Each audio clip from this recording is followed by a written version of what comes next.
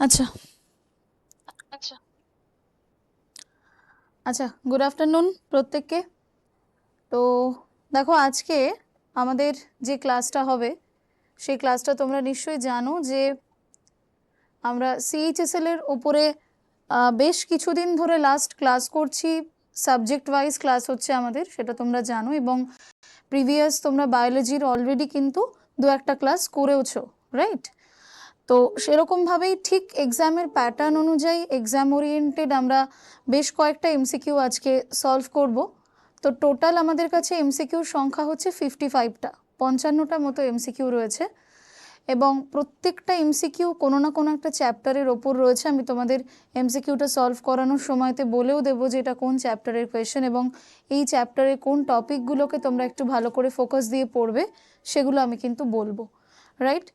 তো আমি কোয়েশ্চেনে directly move করব। তোমরা প্রত্যেকটা কোয়েশ্চেনকে দেখো, প্রত্যেকটা কোয়েশ্চেনের রেসপেক্টে যে 4টে করে এমসিকিউ দেওয়া আছে সেই 4টে করে নট অনলি কারেক্ট আনসারটা, এমসিকিউ সলভ করার নিয়ম হচ্ছে আমাদের কোয়েশ্চেনের সাথে যে 4টে অপশন থাকবে সেই 4টে অপশনকেও কিন্তু 3টে অপশনকেও কনসিডার করা apart from the right answer. তো রাইট আনসারকে বাদেও, মানে রাইট আনসারটা তো আমরা দেখে নেবই কোনটা সঠিক উত্তর হচ্ছে, এ বাদেও আমরা যে অপশনগুলো পাবো সেখান থেকে প্রবাবল কি কোয়েশ্চেন হতে পারে, কীরকম টাইপের কোয়েশ্চেন হতে পারে, বা কতটা ইনফরমেশন আমরা সেখান থেকে গেইন করতে পারি, সেই জায়গাটাকেও আমরা কিন্তু একটু ফোকাস করব। অলরাইট, তো আজকে আমাদের কাছে টোটাল নাম্বার অফ কোয়েশ্চেন্স হচ্ছে 55। একদম আমরা সেন্ট্রালের এক্সামকে ফোকাস করেই হ্যান্ড আউটটা বানিয়েছি, এবং তোমরা দেখো যে কী কী কোয়েশ্চেন আজকে তোমাদের জন্য রয়েছে। আচ্ছা, তো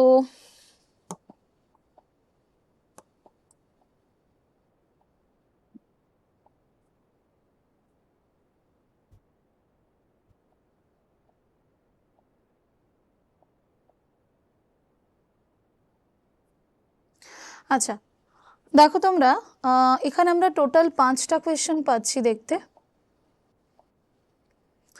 দেখো, ফার্স্ট কোয়েশ্চেন যেটা আমাদের স্ক্রিনে রয়েছে, কোয়েশ্চেনটা বলছে the first ever terrestrial plants to possess vascular tissue. এই ভাস্কুলার টিস্যু কথাটার মানে হচ্ছে,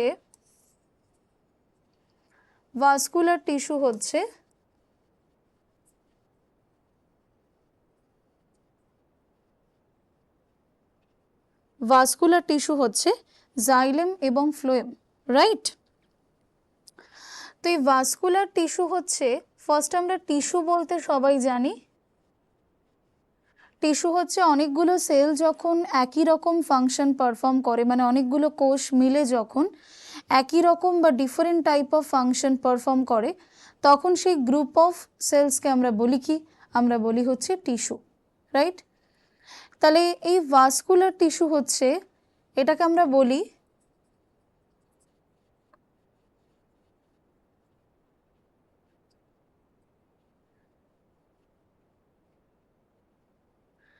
কমপ্লেক্স পার্মানেন্ট টিস্যু, ঠিক আছে? ভাস্কুলার টিস্যু হচ্ছে কমপ্লেক্স পার্মানেন্ট টিস্যু। সেখানে তোমরা মনে রাখবে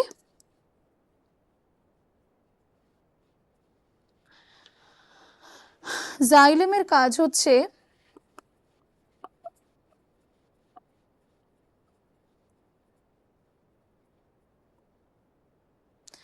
conduction of water and minerals,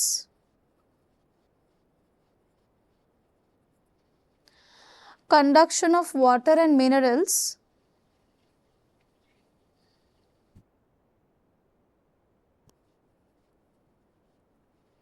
upward conduction of water and minerals, যেটাকে আমরা বলি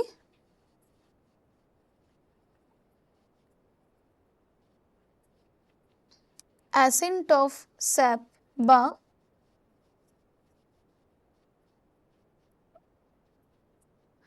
রসের উৎস্রোত, রাইট? এবং ফ্লোয়েমের কাজ হচ্ছে, the function of phloem is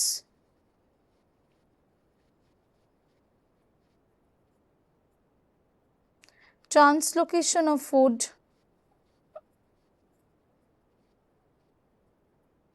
to different parts of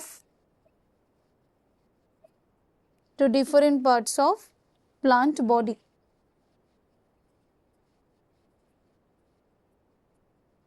right? তার মানে পাতায় উৎপন্ন খাদ্য উদ্ভিদের দেহের বিভিন্ন অংশে পরিবাহিত করা। এটা কার কাজ? এটা ফ্লোয়েমের কাজ, রাইট? তাহলে ভাস্কুলার টিস্যু বা কন্ডাক্টিং টিস্যু যেটাকে বলা হয় সেটা হচ্ছে জাইলেম এবং ফ্লোয়েম। এই টিস্যুগুলোকে আমরা কমপ্লেক্স পার্মানেন্ট টিস্যুও বলে থাকি, জটিল স্থায়ী কলাও বলে থাকি। তাহলে কোন টেরেস্ট্রিয়াল প্লান্টের মধ্যে আমরা প্রথম এই ভাস্কুলার টিস্যু দেখতে পাই?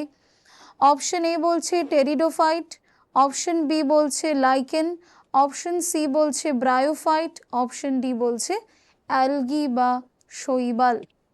তাহলে এখানে আমাদের রাইট আনসার কি হতে পারে? রাইট আনসার হবে টেরিডোফাইট। অলরাইট, রাইট আনসার কি হবে? রাইট আনসার হবে টেরিডোফাইট। ঠিক আছে? আচ্ছা, লাইকেনটা কি? লাইকেন হচ্ছে association of algae and fungi. শৈবাল এবং ছত্রাকের সহাবস্থানকে আমরা বলি লাইকেন, রাইট? এবং lichen is also an example of symbiosis or mutualism. মিথজীবিতার একটা এক্সাম্পল হচ্ছে আমাদের এই লাইকেন। অর্থাৎ মিথজীবিতা মানে কি? মিথজীবিতা মানে যেখানে একে অপরের থেকে বেনিফিটেড হওয়া যায়, তাই তো? তাহলে lichen is the association between algae and fungi. এবং অ্যালগিটা কি করে? যেহেতু অ্যালগির মধ্যে ক্লোরোফিল প্রেজেন্ট থাকে সেই কারণে অ্যালগি ফটোসিনথেসিস করতে পারে। ফটোসিনথেসিস পারফর্ম করে অ্যালগি কার্বোহাইড্রেট বা শর্করা প্রস্তুত করতে পারে। অলরাইট?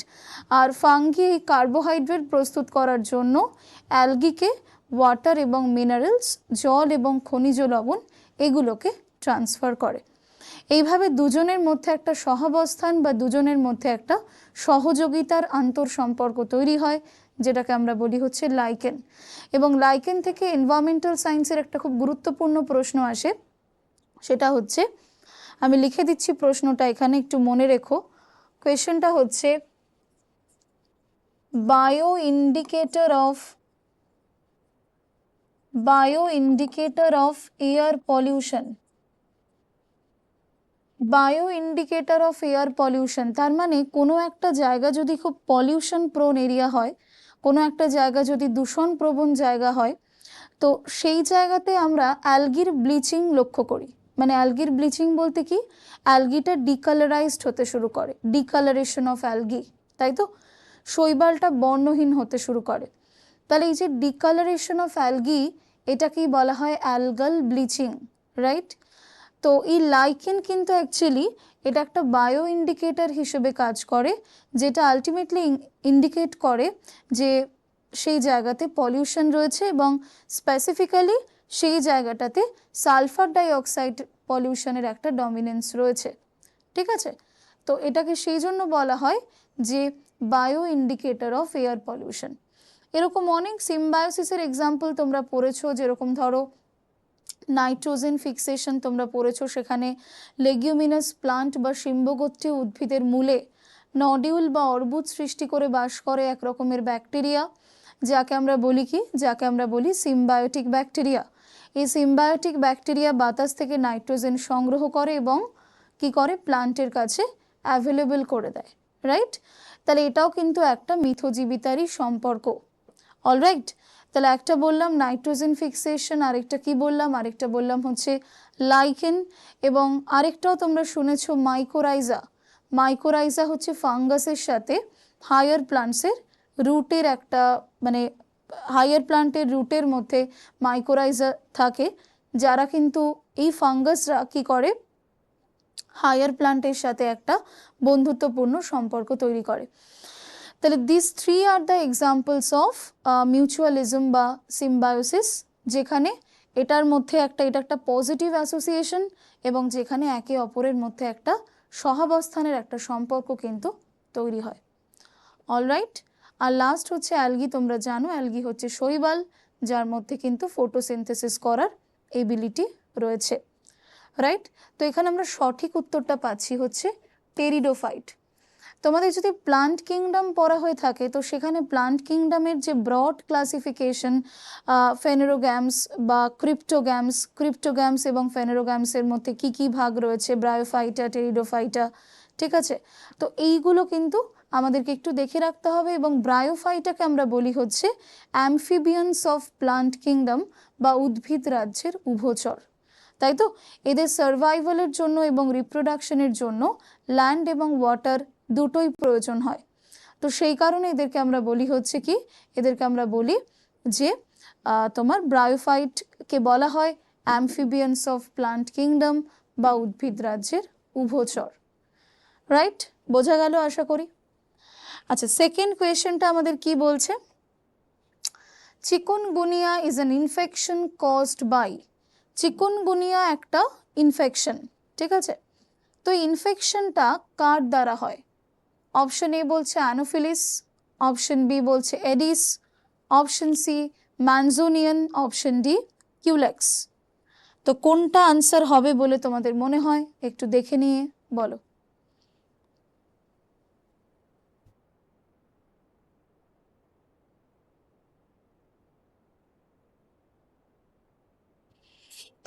আচ্ছা, chikungunya is an infection caused by, এটার রাইট আনসার কি হবে? এটার রাইট আনসার হবে বি, অর্থাৎ এডিস মসকিউটো, ঠিক আছে। তাহলে মসকিউটো বর্ন যে ডিজিজগুলো রয়েছে, মোটামুটি আমরা 3 রকমের মসকিউটোর কথাই ইউজুয়ালি পড়ে থাকি, অর্থাৎ Anopheles mosquito, Anopheles Culex, Aedes. যেরকম আমরা প্রত্যেকেই জানি যে ম্যালেরিয়া হচ্ছে অ্যানোফিলিস মসকিউটো, যেটা রয়েছে ফিমেল অ্যানোফিলিস মসকিউটো ভেক্টর হিসেবে কাজ করে। এবং অ্যানোফিলিস মসকিউটোর জন্য যে প্যাথোজেনটা রেসপন্সিবল তার নাম হচ্ছে কি না প্লাজমোডিয়াম ভাইভ্যাক্স, যেটা একটা প্রোটোজোয়ান প্যারাসাইট।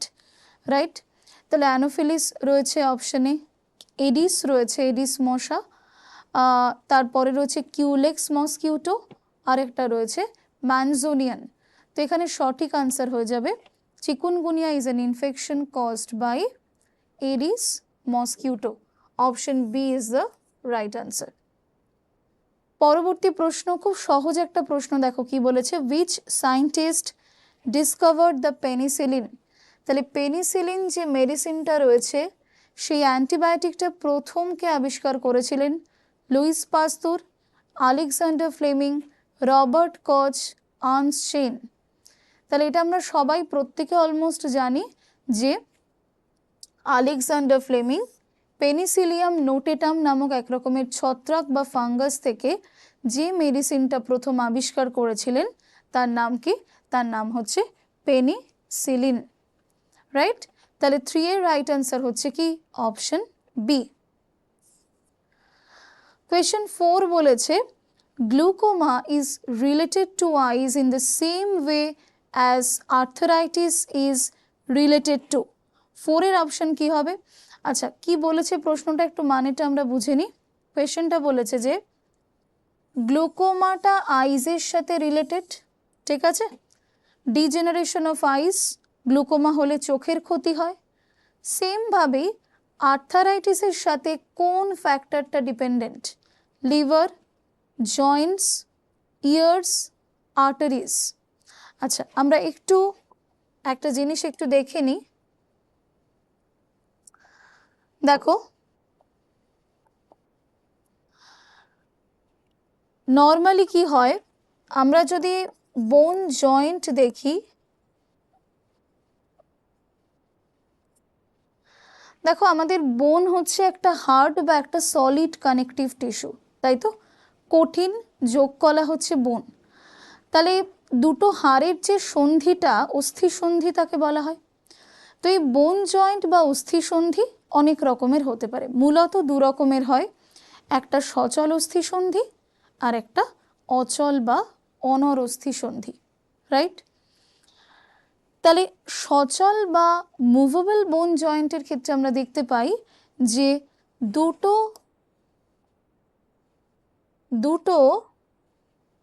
অস্থির মাঝখানে অর্থাৎ যেটাকে আমরা অস্থি সন্ধি বলছি, এই অংশটাতে একটা গ্যাপ থাকে। গ্যাপটাকে বলা হয় কি? Synovial space, right? তো গ্যাপটার মধ্যে যে ফ্লুইডটা থাকে তার নাম কি?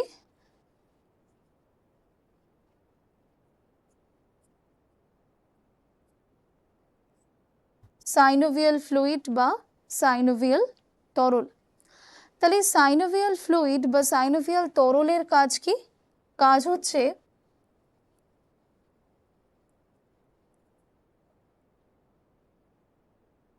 প্রিভেন্টস ফ্রিকশন, যে কোনো ঘর্ষণজনিত আঘাত থেকে হাড়কে প্রোটেক্ট করা বা রক্ষা করা, প্রিভেন্টস ফ্রিকশন।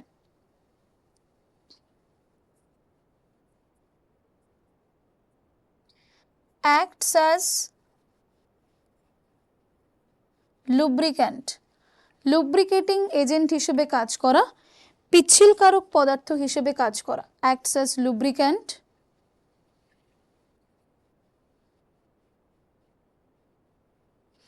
acts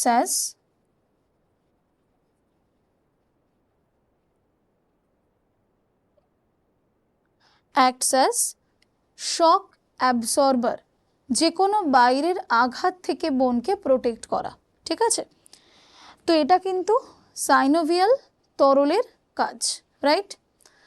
তাহলে দুটো হাড়ের মধ্যে যে সাইনোভিয়াল স্পেস রয়েছে, সেই সাইনোভিয়াল স্পেসের মধ্যে যে ফ্লুইডটা রয়েছে তার নাম হচ্ছে কি? Synovial fluid, alright? তাহলে কি হচ্ছে, অনেক সময় দেখা যায়, মনে রাখবে, এটা হচ্ছে বোনের স্পঞ্জি পার্ট, এই অংশটাকে বলে, এবং এই পার্টটাকে আমরা বলি হচ্ছে কম্প্যাক্ট বোন।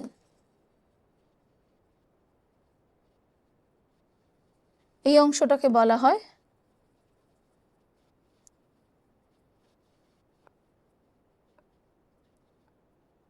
ঠিক আছে? আর এই স্পঞ্জি পার্টের বাইরে একটা এক্সট্রা কানেকটিভ টিস্যুর লেয়ার থাকে, যাকে আমরা কার্টিলেজও বলি, ঠিক আছে? যাকে আমরা কার্টিলেজও বলি।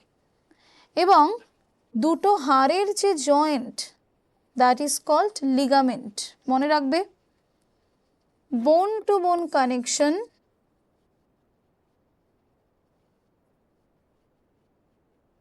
বোন টু বোন কানেকশনকে বলা হয় লিগামেন্ট, এবং মাসেল টু বোন কানেকশন কে বলা হয় টেন্ডন, রাইট?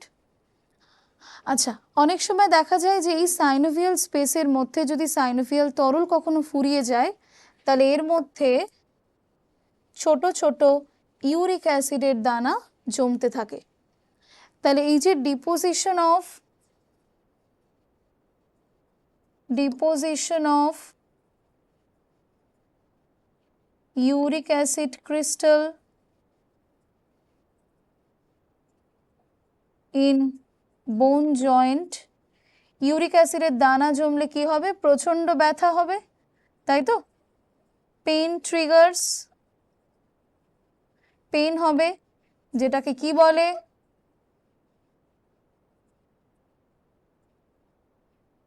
গাউটি আর্থারাইটিস বা গেঁটে বাত, রাইট? গাউটি আর্থারাইটিস বা গেঁটে বাত, ঠিক আছে?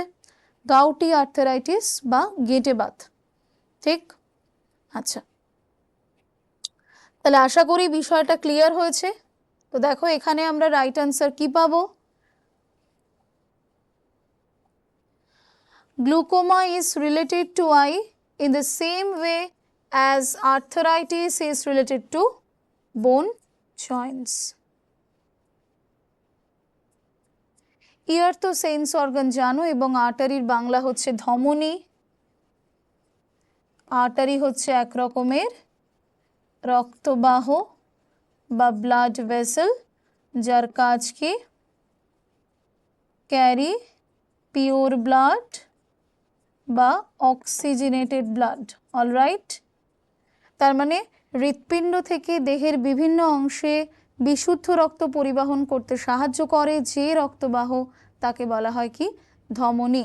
তবে অবশ্যই কিন্তু একটা ব্যতিক্রম হচ্ছে ফুসফুসীয় ধমনী বা পালমোনারি আর্টারি যে দূষিত রক্ত বা ডিঅক্সিজেনেটেড ব্লাড বা কার্বন ডাই অক্সাইড যুক্ত রক্তকে আমাদের হৃৎপিণ্ড থেকে ফুসফুসে পরিবহন করতে সাহায্য করে, তাই তো? তাহলে এটা একটা এক্সেপশন বা ব্যতিক্রম, একটা এক্সেপশন বা ব্যতিক্রম। আর সব থেকে বড় আর্টারির নাম কি?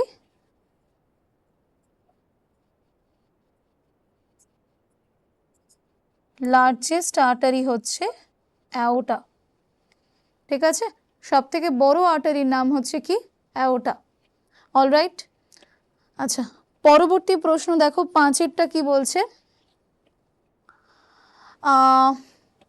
3 of the following options are alike in a certain way and one is different. তো এই যে তিনটে অপশন দেখতে পাচ্ছ, তিনটে কোথাও গিয়ে সিমিলার, ঠিক আছে? তো কোনটা এখানে ডিফারেন্ট সেই অড ওয়ান আউট করতে বলেছে। 5এর কোয়েশ্চেনটা কি বলছে দেখো, 5এর এতে বলছে টিউবারকিউলোসিস, এটা একটা ব্যাকটেরিয়াল ডিজিজ, ব্যাকটেরিয়া ঘটিত রোগ। তোমরা টিবি জানো, টিবির ব্যাকটেরিয়াটার নাম হচ্ছে Mycobacterium tuberculosis, right? Mycobacterium tuberculosis.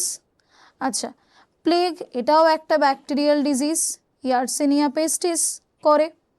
Whooping calf হচ্ছে বডিটেলা পার্টুসিস, এটাও একটা ব্যাকটেরিয়াল ডিজিজ। তাহলে কোনটা তোমাদের অড বলে মনে হচ্ছে এবং কেন সেটা একটু ভাবো। ওয়াই?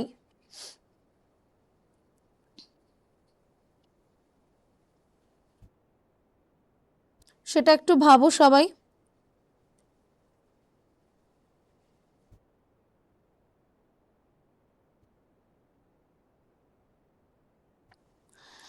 আচ্ছা, আমি বলে দিই তাহলে কি বললাম, tuberculosis, plague, whooping calf, malaria. এই চারটের মধ্যে ম্যালেরিয়া আমরা জানি যে ম্যালেরিয়ার ভেক্টরটার নাম কি? ম্যালেরিয়ার ভেক্টরটার নাম হচ্ছে ফিমেল অ্যানোফিলিস মসকিউটো, তাই তো? কিন্তু ম্যালেরিয়ার যে প্যারাসাইটটা রয়েছে,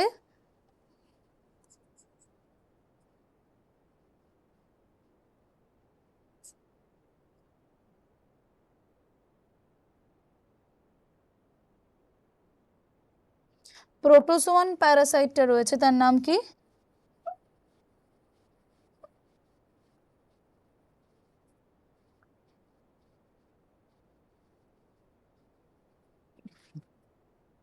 প্লাজমোডিয়াম ভাইভ্যাক্স। তাহলে সবকটার টাইপটা কিন্তু সেম, এ বি সি, সবকটারই কজেটিভ অর্গানিজমস কিন্তু bacteria, but the exception is malaria which is caused by a parasite. প্যারাসাইটটার সাইন্টিফিক নেম কি? প্রোটোজোয়ার, প্রোটোজোয়ান প্যারাসাইট, প্রোটোজোয়া ঘটিত যে অন্তঃপরজীবী যেটা রয়েছে, প্যারাসাইট পরজীবী যেটা রয়েছে, যেটা আলটিমেটলি ম্যালেরিয়া কজ করে, তার সাইন্টিফিক নেমটা হচ্ছে প্লাজমোডিয়াম ভাইভ্যাক্স। সুতরাং option D is the right answer.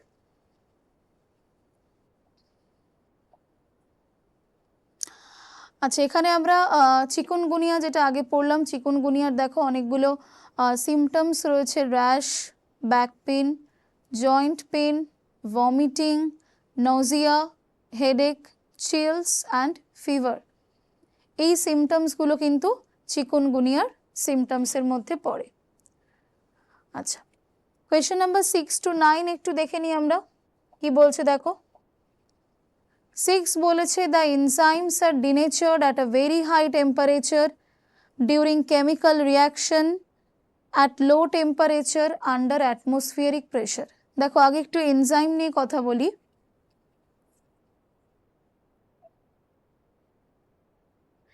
Enzyme হচ্ছে, জাস্ট আ মিনিট,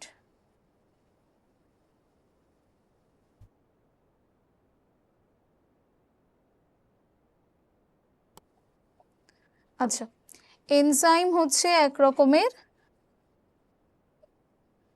জৈব অনুঘটক বা বায়োক্যাটালিস্ট, ঠিক আছে? এনজাইম যার উপরে কাজ করে acts on সাবস্ট্রেট। এনজাইম যেটা ফর্ম করে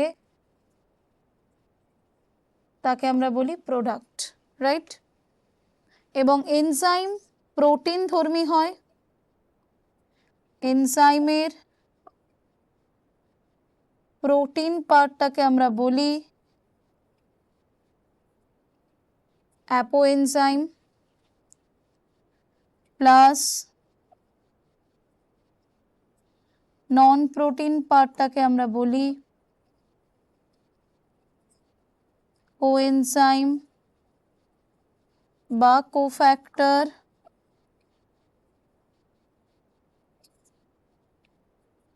বা প্রস্থেটিক গ্রুপ। মানে এনজাইমের এফিসিয়েন্সিকে বাড়ানোর জন্য একটা অপ্রোটিন অংশ যুক্ত থাকে যাকে বলা হয় কোফ্যাক্টর বা কোএনজাইম, এবং আলটিমেটলি এখান থেকে যেটা তৈরি হয় তাকে বলা হয় হলো এনজাইম। এই হলো এনজাইমটা হচ্ছে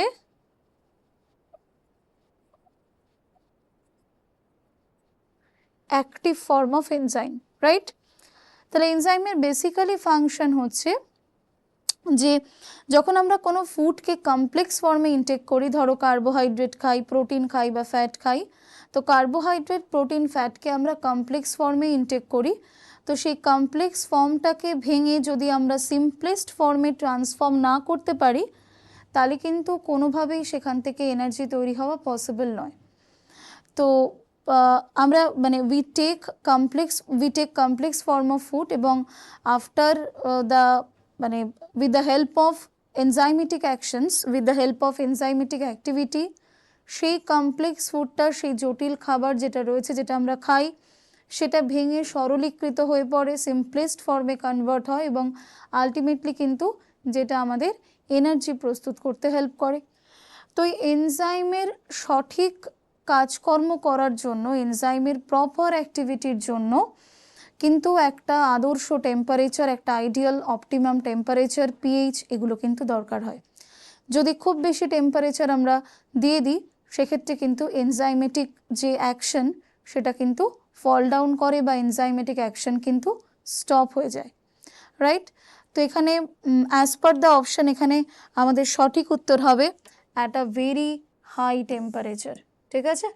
ডিনেচার্ড হয়ে যাওয়া, এনজাইমের অ্যাক্টিভিটি নষ্ট হয়ে যাওয়া বা এনজাইমেটিক ফাংশনস কোল্যাপস করে যায় ডিউ টু বা হ্যাভিং ভেরি হাই টেম্পারেচার। মানে টেম্পারেচার তুমি যত বাড়াবে এনজাইমের যে অপটিমাম ফাংশন, ঠিক আছে, সেটা কিন্তু কমে যাবে, এবং সাব অপটিমাল ফাংশন যদি এনজাইম করে তো ডেফিনেটলি আমরা কিন্তু এনজাইমের থেকে যে ডিজায়ার্ড রেজাল্ট সেটা কিন্তু পাবো না। এবং কার্বোহাইড্রেট, প্রোটিন, ফ্যাট, তোমরা জানো কার্বোহাইড্রেট, প্রোটিন আর ফ্যাট এই তিনটেকে ভাঙার জন্য তিন রকমের আলাদা এনজাইম কিন্তু রেসপন্সিবল। সাতেরটা কি বলছে দেখো, which of the following is also called micro consumer বা ট্রান্সফর্মার বলা হয় কাদেরকে? হার্বিভোর, decomposer, carnivore, none of this. সাতের আনসারটা কি হবে? সাতের আনসারটা হবে হচ্ছে ডিকম্পোজার। ডিকম্পোজারের বাংলা হচ্ছে বিয়োজক। এদেরকে আমরা অনেক সময়তে যেটা বলি সেটা হচ্ছে স্ক্যাভেঞ্জার অফ ইকোসিস্টেম, বা এদেরকে আমরা কিন্তু স্যাপ্রোফাইটসও বলে থাকি, রাইট? তাহলে ডিকম্পোজার কারা? ডিকম্পোজার, ইকোসিস্টেমের ডিকম্পোজার হচ্ছে ব্যাকটেরিয়া আর ফাঙ্গি। তাহলে সমস্ত যে ডেড অর্গ্যানিক ম্যাটার, মৃত পচা গলা যে জৈব বস্তু, ধরো আমরা যদি একটা ফুড চেনকে কনসিডার করি বা একটা ইকোসিস্টেমকে যদি আমরা ওভারঅল কনসিডার করি, দেখবো ইকোসিস্টেমে প্রডিউসার, কনজিউমার সবাই রয়েছে। তাহলে প্রডিউসার এবং কনজিউমারদের মৃত্যুর পর, after the death of producer and consumer, the actions of decomposer starts, তাই তো? তাহলে ডিকম্পোজার বা ব্যাকটেরিয়া, ফাঙ্গি এরা অ্যাক্টিভ হয়ে যায়, এবং এরা কী করে নিজেদের পুষ্টির জন্য, এবং সেই উপাদানগুলো যেহেতু যথেষ্ট থাকে না আমাদের পরিবেশের মধ্যে, মানে যে কম্পোনেন্টগুলোকে ইউজুয়ালি প্লান্ট বা অন্যান্য কনজিউমার যারা গ্রহণ করে ফর দেয়ার সার্ভাইভাল, তো সেগুলো তো পরিবেশে যথেষ্ট পরিমাণে থাকে না।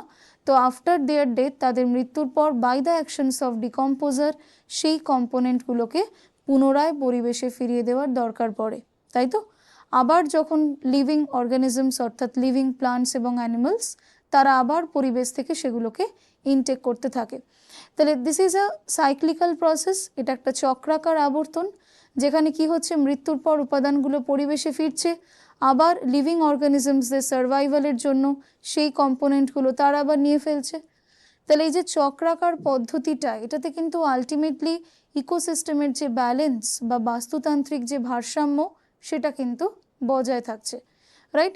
তো এই গোটা চক্রটাকে আমরা বলি হচ্ছে কি, আমরা বলি বায়োজিওকেমিক্যাল সাইকেল বা জৈব ভূরাসায়নিক চক্র, ঠিক আছে?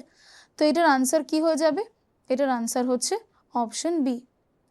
কোয়েশ্চেন নাম্বার ডি বলছে, which of the following gases are not permitted to release by the Government Prevention and Control of Pollution Act? আটেরটা কি বলছে? আচ্ছা, কোয়েশ্চেনটার মানেটাকে বোঝা যাক। বলছে যে as per the government prevention and control of pollution act কোন গ্যাসের রিলিজ হওয়াটা পারমিসেবল নয় বা পারমিটেড নয়? Option A nitrous oxide, nitrogen oxide, sulphur dioxide, carbon monoxide, তারপরে হচ্ছে all of this. Question number আটের আনসারটা কি হবে? Nitrogen oxide, sulphur dioxide, carbon monoxide, এটা আনসার হয়ে যাবে কি না অল অফ দিস, সবকটি আনসার হবে, ঠিক আছে? তাহলে নাইট্রাস অক্সাইড বা নাইট্রোজেনের বিভিন্ন অক্সাইড বলো বা কার্বনের অক্সাইড বলো, কার্বন ডাই অক্সাইড বলো বা কার্বন মনোক্সাইড বলো, এরা কিন্তু পলিউট্যান্ট হিসেবে কাজ করে এবং carbon die oxide, nitrous oxide, CFC, bad ozone, তারপরে হচ্ছে এইগুলো কিন্তু নর্মালি গ্রিনহাউস গ্যাসের মতো কাজ করে এবং ভোলাটাইল অর্গানিক কম্পাউন্ড বা অন্যান্য বা মিথেনও কিন্তু গ্রিনহাউস গ্যাসের মতোই কাজ করে এবং কার্বন মনোক্সাইডের ডিরেক্টলি কিন্তু গ্লোবাল ওয়ার্মিংয়ে সেই অর্থে কোনো ভূমিকা নেই, কিন্তু কার্বন মনোক্সাইড কিন্তু আলটিমেটলি যেটা করে সেটা হচ্ছে আমাদের ব্লাডে কিন্তু পয়জনিং করে, ঠিক আছে? আচ্ছা, তো এটা কিন্তু একটু মাথায় রাখতে হবে আমাদের। আচ্ছা, তাহলে দেখো কার্বন মনোক্সাইড কিভাবে ক্ষতি করে। আচ্ছা দেখো, আমাদের হিমোগ্লোবিন যেটা রয়েছে, হিমোগ্লোবিন হচ্ছে ব্লাডের মধ্যে থাকা একটা রেসপিরেটরি পিগমেন্ট, যে কার্বন মনোক্সাইডের সাথে বাইন্ড করে একটা কম্পাউন্ড তৈরি করে যার নাম হচ্ছে কার্বক্সি হিমোগ্লোবিন। এবং কার্বক্সি হিমোগ্লোবিন ফর্ম হওয়া মানেই কিন্তু হেমোগ্লোবিন তো অক্সিজেনের সাথে বাইন্ড করছে না, তাই তো? হেমোগ্লোবিন অক্সিজেনের সাথে বাইন্ড করছে না, ইনস্টিড হেমোগ্লোবিন কার্বন মনোক্সাইডের সাথে বাইন্ড করছে, একটা অ্যাসোসিয়েশন তৈরি হচ্ছে যাকে আমরা বলছি কার্বক্সি হেমোগ্লোবিন। এবং এই কার্বক্সি হেমোগ্লোবিন কিন্তু হেমোগ্লোবিনের সাথে অক্সিজেনের অ্যাফিনিটিকে কমিয়ে দিচ্ছে, যার ফলে একটা লেথাল কম্পাউন্ড তৈরি হচ্ছে, that is carboxy haemoglobin, which is very much detrimental for us and which eventually causes toxicity বা পয়জনিং, তাই তো? তাহলে আটের আনসারটা কিন্তু আমরা কি করলাম? আটের আনসারটা আমরা করলাম হচ্ছে অল অফ দিস, সবকটি। নাইনেরটা কি বলছে? Pollination is best defined as, pollination কথাটার মানে কি? মানে হচ্ছে পরাগযোগ।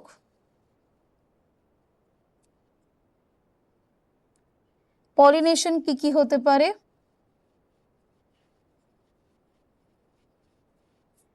একটা হচ্ছে স্বপরাগযোগ আর একটা হচ্ছে ইতর পরাগযোগ। দেখো, যে ফ্লাওয়ারগুলো বাইসেক্সুয়াল ফ্লাওয়ার হয়, বাইসেক্সুয়াল কথাটার মানে হচ্ছে, বাইসেক্সুয়ালকে আমরা আরেকটা টার্ম দিয়েও ডিফাইন করি, টার্মটা হচ্ছে মোনোসিয়াস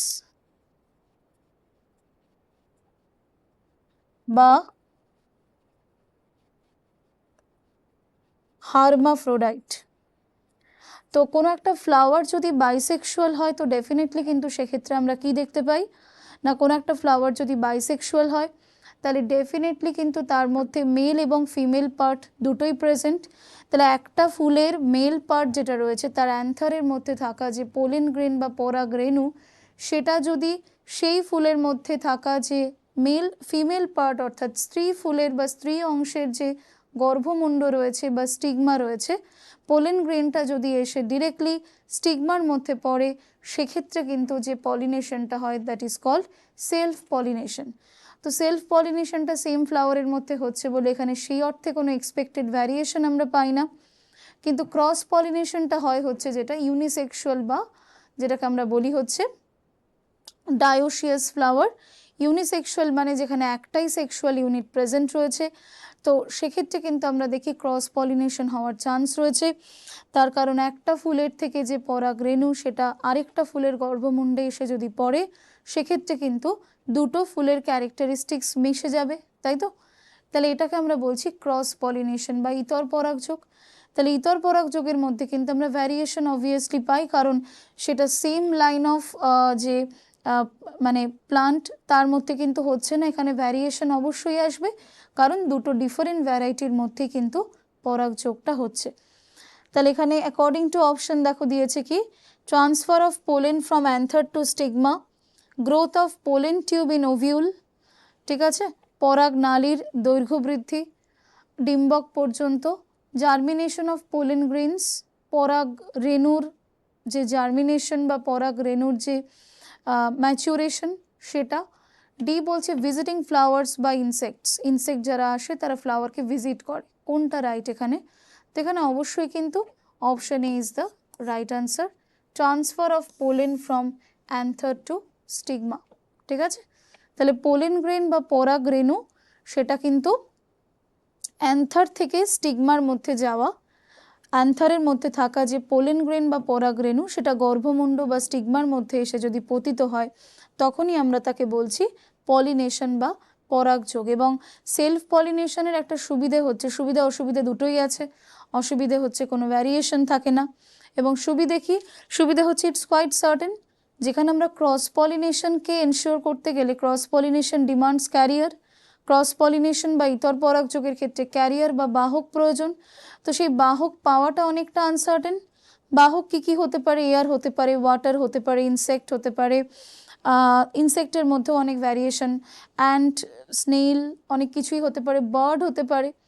তো এতগুলো ক্যারিয়ারের উপর বিষয়টা ডিপেন্ডেন্ট। ইভেন ক্যারিয়ারের অ্যাভেলেবিলিটি থাকলেই শুধু হবে না, সেই ক্যারিয়ারের দ্বারা এই পলিনেশন তো হতেই হবে, এবং ঠিকঠাক জায়গাতে কিন্তু স্টিগমার মধ্যে সেই পোলেনকে পড়তে হবে, তবেই কিন্তু ফার্টিলাইজেশন পসিবল।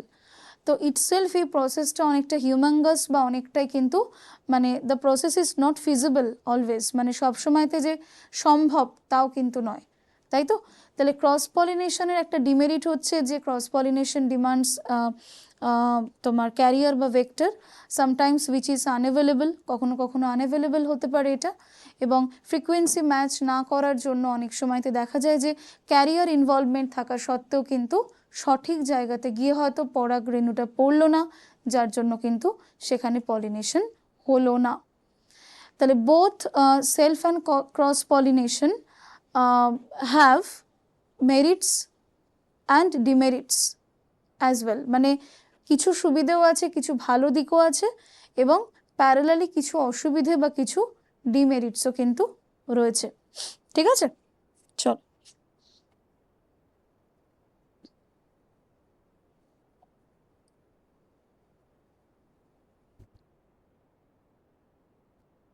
আচ্ছা,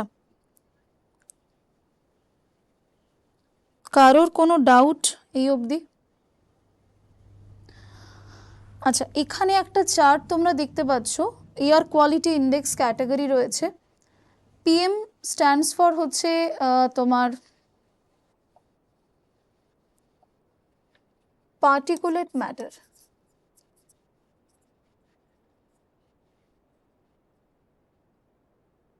ঠিক আছে। পিএম 10, পিএম 2.5 রয়েছে।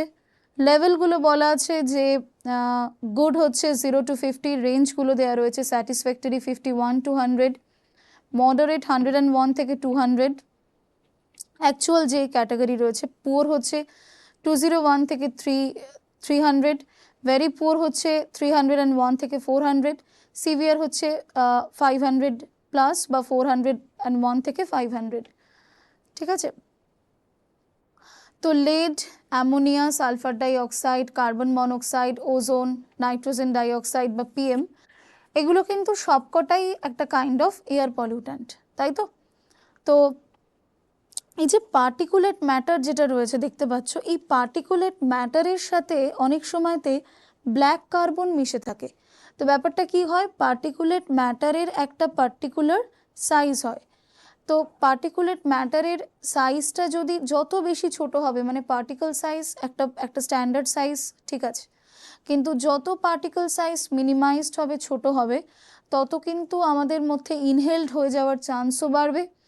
এবং ইনহেলড হয়ে যাওয়ার চান্স, ধরো ইনহেলেশন করেও ফেললাম আমরা, এবার সেটা যদি সাইজটা রিলেটিভলি ছোট হয়, তখন সেটা অনেকটা, মানে একদম আমাদের যে লোয়ার রেসপিরেটরি ট্র্যাক তার ভেতর দিয়েও কিন্তু ঢুকে যাবে, এবং আলটিমেটলি যেটা করবে সেটা হচ্ছে এয়ার পলিউশন কজ করবে। ঠিক আছে, এয়ার পলিউশন কজ করবে, রাইট? তো এই যে এয়ার পলিউশন, তো এয়ার পলিউশনের জন্যই এটা রাদার হচ্ছে, যেটা আমাদের কজ করবে সেটা হচ্ছে আমাদের যে লাং ডিসকমফোর্ট বা আমাদের যে চেস্ট ডিসকমফোর্ট, আমাদের শ্বাসক্রিয়ায় একটা কিন্তু সমস্যা তৈরি হবে, এবং আমাদের কিন্তু ব্রিদিং ট্রাবল চলে আসবে। ঠিক আছে, তো এখানে কিন্তু আমরা এই nitrogen dioxide, ozone, carbon monoxide, sulphur dioxide, তার একটা এখানে স্ট্যান্ডার্ড রেঞ্জ দেওয়া আছে, এটা একটু দেখে নিতে পারো। এবার PM 2.5 থেকে ডেফিনেটলি PM 10টা বেটার, সেই অ্যাসপেক্টে যদি আমরা দেখি। কিন্তু PM এর সাইজ, পার্টিকুলেট ম্যাটারের সাইজ যত কমবে, যত ছোট হবে, তত কিন্তু chances of inhalation will be maximised, বাড়বে, এবং ইনহেলেশন করা মানে কিন্তু আমাদের ফুসফুসের মধ্যে নানা রকম সমস্যা হবে, এবং ইভেনচুয়ালি সেটা কিন্তু আমাদের লাং ডিসকমফোর্ট কজ করবে। ঠিক আছে,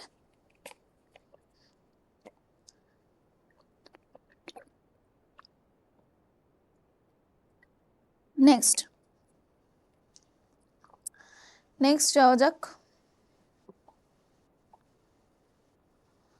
আচ্ছা, পলিনেশন খুব সুন্দর করে এখানে দেওয়া আছে, দেখো।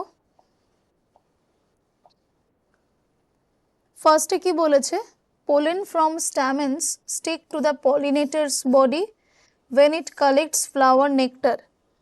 তাহলে এটা আমরা দেখতে পাচ্ছি, এটা ক্রস পলিনেশন, যেখানে কি হয়, ইনভলভমেন্ট অফ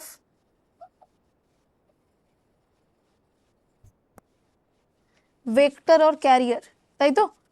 তাহলে এখানে পোলেন উইথ পোলেন গ্রেনস, এখানে পোলেন গ্রেনস রয়েছে।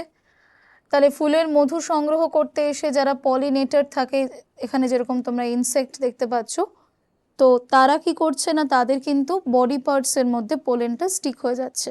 ঠিক আছে, তারপরে এই অংশটা হচ্ছে অ্যান্থার, এটা হচ্ছে ফিলামেন্ট, এটাকে, এই অংশটাকে বলা হয় ফিলামেন্ট, এটাকে বলা হয় অ্যান্থার, দুটো মিলে তৈরি হয় স্ট্যামেন, রাইট?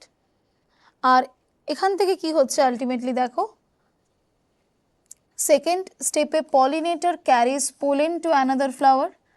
তাহলে এই পলিনেটরটা কি করছে, আলটিমেটলি পোলেনটা নিজের বডি পার্টসের মধ্যে স্টিক করে যাচ্ছে, তার জন্য কিন্তু এটা গিয়ে কি হচ্ছে, ultimately pollen from pollinator's body is deposited on the stigma to complete pollination। ঠিক আছে, তাহলে পলিনেশনটা কমপ্লিট করার জন্য কি হলো, আলটিমেটলি পলিনেটরের বডি থেকে গিয়ে স্টিগমার মধ্যে, এটা হচ্ছে স্টিগমা, তাই তো? তাহলে স্টিগমার মধ্যে গিয়ে কিন্তু পোলেনটা এসে পড়লো। তাহলে pollen from the pollinator's body is deposited on the stigma to complete the pollination. তাহলে পলিনেশন কমপ্লিট হয়ে গেল। তাহলে এটা কিন্তু ক্রস পলিনেশন, যেখানে আমরা দেখতে পাচ্ছি যে দুটো ডিফারেন্ট ভ্যারাইটির ফ্লাওয়ারের মধ্যে হচ্ছে, এবং তার ফলে যেটা হচ্ছে সেটা হচ্ছে কি, অ্যাডভান্টেজ কি,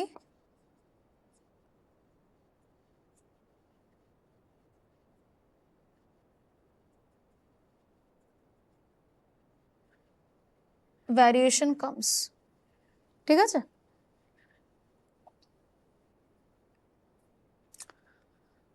কোয়েশ্চেন নাম্বার 10 to 13 দেখে নিই একটু কি বলছে। কোয়েশ্চেন নাম্বার 10 বলছে photosynthesis takes place ফাস্টার in. Photosynthesis মানে কি, ফটো কথার মানে হচ্ছে লাইট, সিনথেসিস কথার মানে হচ্ছে প্রিপারেশন, রাইট? তার মানে কি, প্রিপারেশন অফ ফুড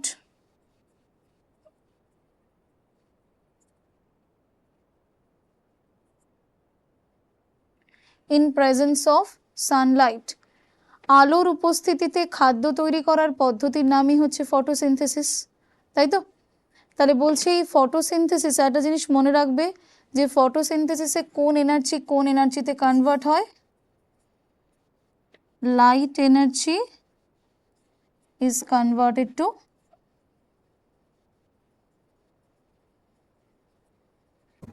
আলোক শক্তি রাসায়নিক শক্তিতে পরিণত হয়। এবং লাইট এনার্জি মানে সোলার এনার্জি। সোলার এনার্জির মধ্যে কি রয়েছে?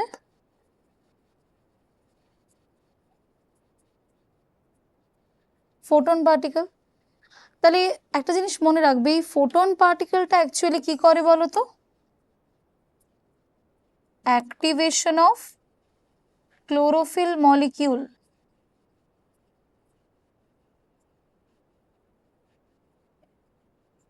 ক্লোরোফিলকে উদ্দীপিত করে, অ্যাক্টিভেট করতে সাহায্য করে। এবং ক্লোরোফিল হচ্ছে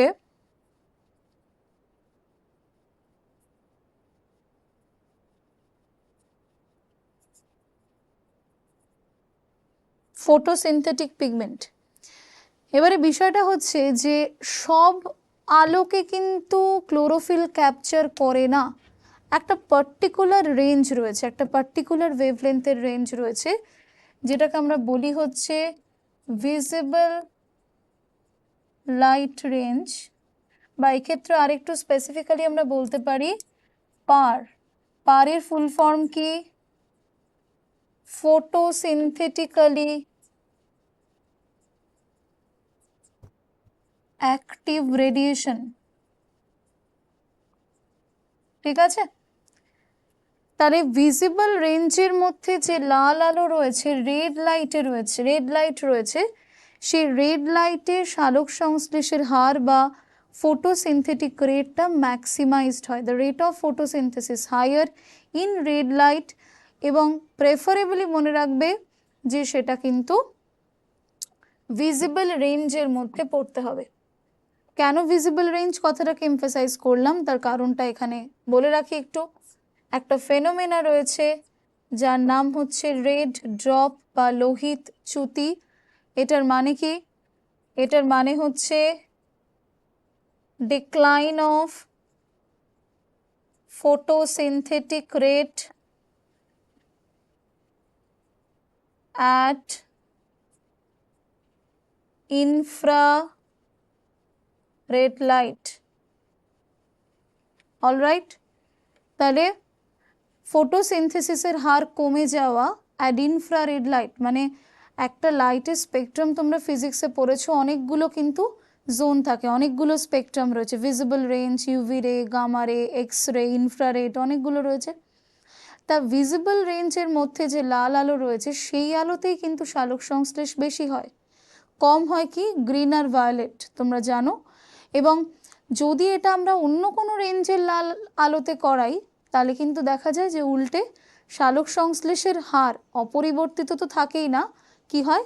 সালোক সংশ্লেষের হার বা রেট অফ ফটোসিনথেসিস একেবারে কিন্তু শার্পলি ফল ডাউন করে, যেটাকে আমরা বলছি কি রেড ড্রপ।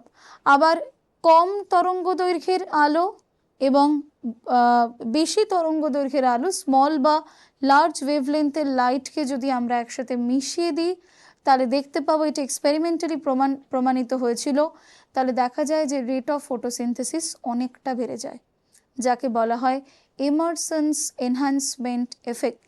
যে এফেক্টটা আবিষ্কার করেছিলেন সায়েন্টিস্ট এমারসন, তিনি প্রথম এটাকে এক্সপেরিমেন্টালি প্রুভ করেছিলেন যে কম এবং বেশি তরঙ্গ দৈর্ঘ্যের আলোগুলোকে যদি আমরা একসঙ্গে মিশিয়ে দিই তাহলে ফটোসিনথেটিক রেটটা কিন্তু ম্যাক্সিমাইজড হবে, এবং এটাকেই আমরা বলি কি? আমরা বলি হচ্ছে এমারসন্স এনহ্যান্সমেন্ট এফেক্ট। রাইট? তাহলে এটা কিন্তু 5th SM তোমরা নিশ্চয়ই পড়েছো, আশা করি প্রত্যেকে জানবে। 11তে বলছে, 11-এর কোয়েশ্চেনটায় বলছে কি? Plant bends towards the source of light on account of the movement of curvature. এই যে towards the source of light, আলোর দিকে বেঁকে যায়, তার মানে এখানে লাইটটা হচ্ছে একটা উদ্দীপক বা stimuli.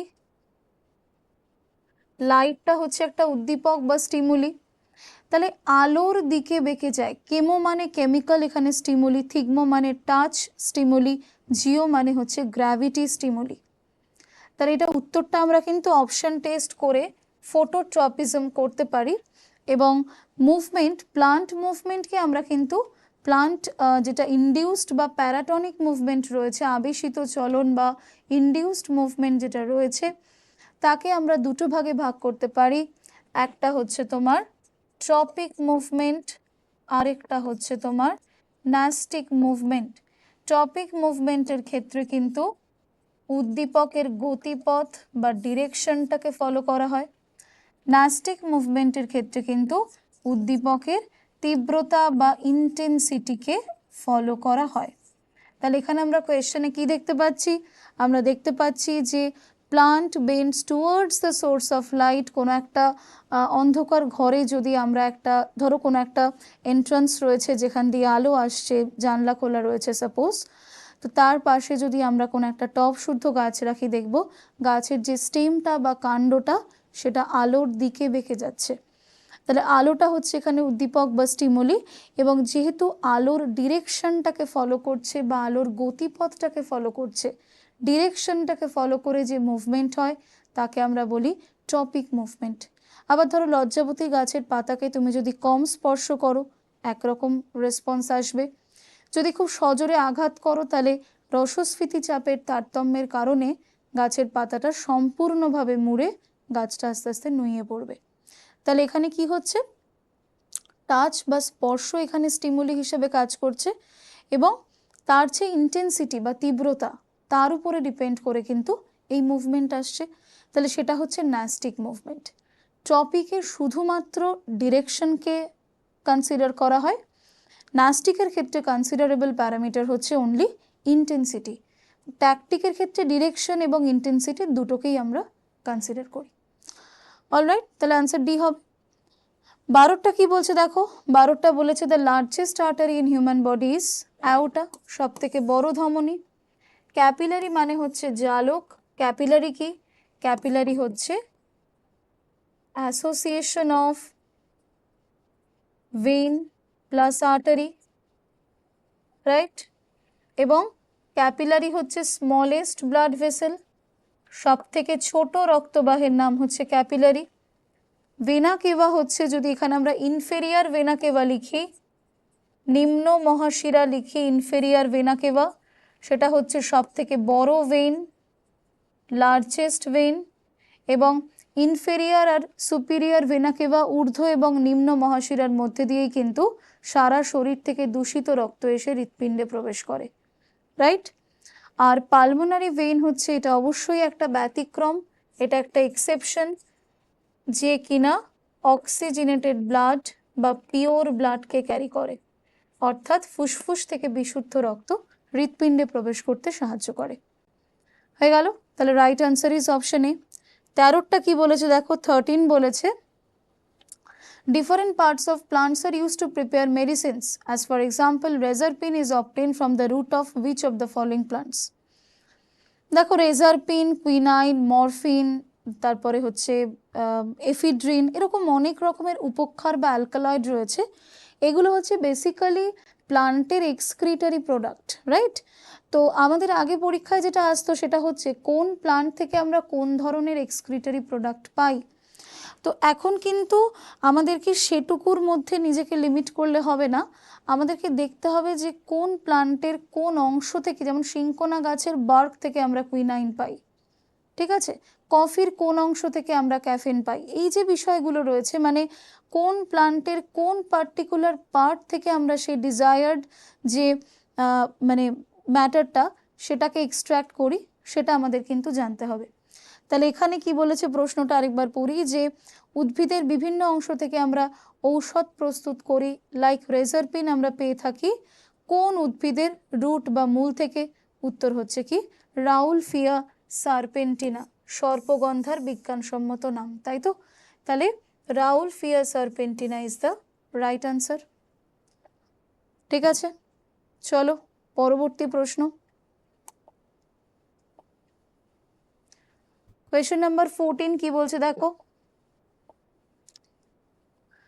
The cell organelle which contains all the genetic information for controlling cellular metabolism.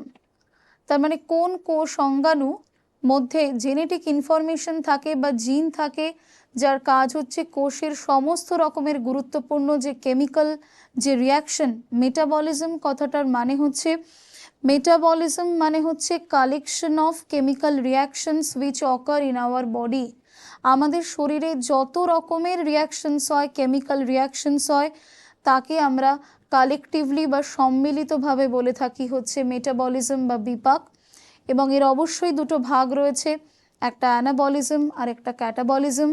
Anabolism মানে হচ্ছে বিল্ড আপ মেথড, যেখানে আমরা দেখি বিভিন্ন র মেটেরিয়ালস, আমি জাস্ট ফর এক্সাম্পল ধরো ফটোসিনথেসিসকে বলা হয় অ্যানাবলিজম, মানে যেখানে কার্বন ডাই অক্সাইড, ওয়াটার এই র মেটেরিয়ালসগুলো লাগে, তার সাহায্যে প্লান্ট কি করছে, কার্বোহাইড্রেট হিসেবে গ্লুকোজ প্রস্তুত করছে, যেটা আলটিমেটলি তার যে ড্রাই ওয়েট সেটাকে গেইন করতে হেল্প করছে।